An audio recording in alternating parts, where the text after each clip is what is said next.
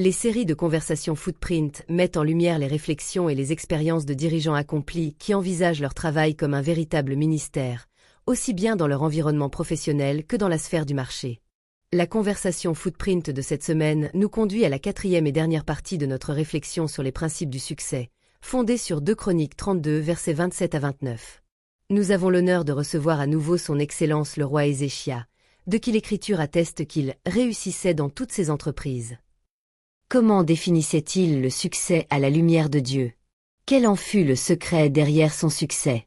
C'est avec un cœur ouvert et disposé à apprendre que nous accueillons son Excellence dans les conversations Footprint.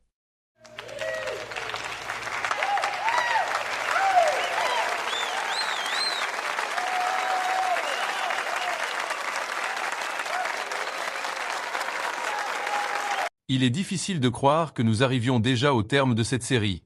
Dans cette 4e partie, je souhaite porter notre attention sur la productivité et sur la véritable définition du succès selon l'Éternel. Vous avez accompli une œuvre remarquable en restaurant le culte et en rétablissant la communion du peuple avec l'Éternel. Vous avez également su mobiliser toute la nation autour d'un renouveau spirituel. Beaucoup se seraient arrêtés à ce stade, satisfaits de ces accomplissements. Pourtant, vous avez poursuivi votre œuvre. Est-ce exact? C'est exact. J'ai discerné la nécessité de poser des fondations durables à travers le développement des infrastructures.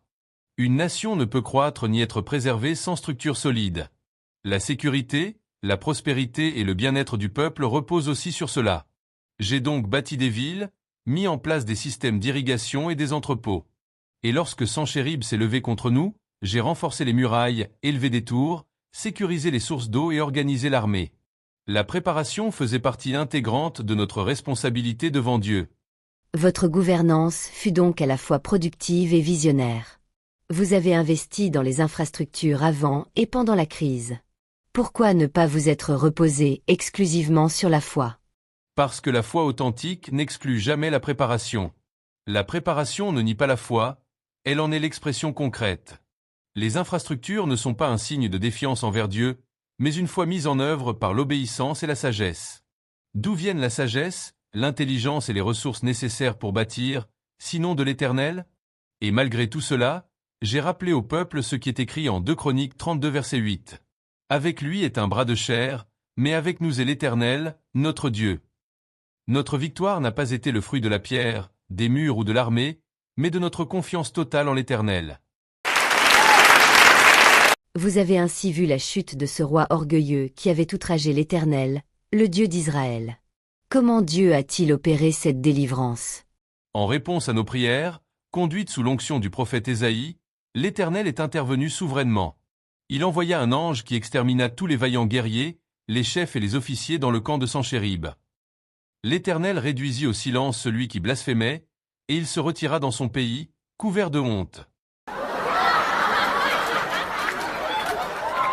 Et lorsqu'il entra dans le temple de son Dieu, ses propres fils le frappèrent de l'épée.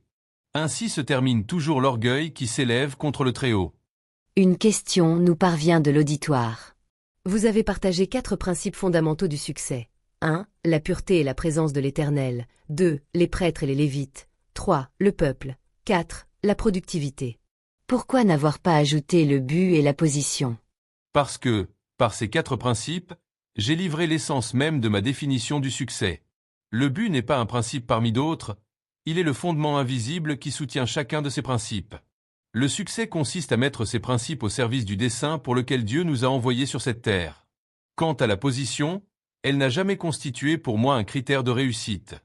Pourtant, vous occupiez une position hautement enviable, et l'Écriture nous dit en 2 Chroniques 32 verset 29 que vous possédiez d'immenses richesses.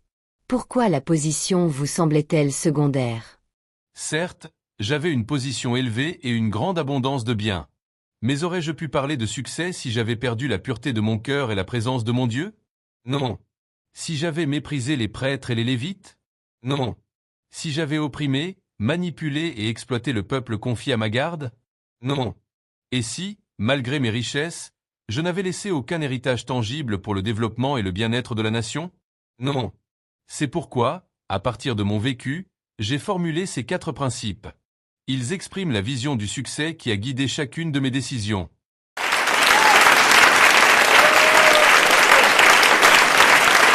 Que les dirigeants africains entendent cet enseignement. Même au sommet du pouvoir, entourés de palais, de richesses, de véhicules et d'avions privés, sans une relation juste avec l'Éternel, avec les responsables spirituels et avec le peuple, et sans des œuvres concrètes qui améliorent la vie des autres, il ne peut y avoir de véritable succès. Exactement. Il est possible d'occuper la place la plus modeste dans le monde professionnel ou économique, et pourtant d'être véritablement accompli devant Dieu. Celui qui observe ces 4 principes est plus réussi que celui qui, malgré une position élevée, s'est enrichi par la corruption, les pots de vin et l'extorsion, a perdu la présence de son Dieu, entretient des relations toxiques avec les leaders spirituels, est rejeté par le peuple et n'a servi que ses propres intérêts. L'homme n'a pas été créé pour vivre pour lui-même et par lui-même. Il a été envoyé pour servir. Point final. Les faits sont irréfutables. Votre parcours et l'application fidèle de ces 4 principes constituent une démonstration vivante de la vérité biblique. Nous comprenons désormais avec plus de clarté pourquoi 2 Chroniques 31 verset 21 déclare que vous réussissiez dans tout ce que vous entrepreniez. Que Dieu nous accorde la grâce de mettre en pratique ces enseignements. Nous vous exprimons notre profonde gratitude.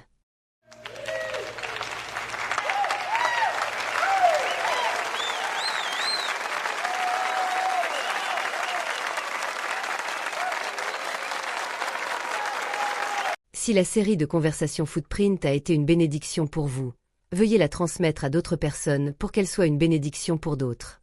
Êtes-vous un croyant déterminé à réaliser votre vocation professionnelle sur votre lieu de travail et sur le marché? Nous avons plusieurs ressources pour vous aider à le faire. Il vous suffit de vous abonner à la chaîne YouTube pour recevoir les nouvelles ressources que nous créons chaque semaine. Si vous possédez aussi des talents créatifs, contactez-nous et laissons-le céder au Seigneur pour qu'il l'utilise pour avoir un impact sur le royaume.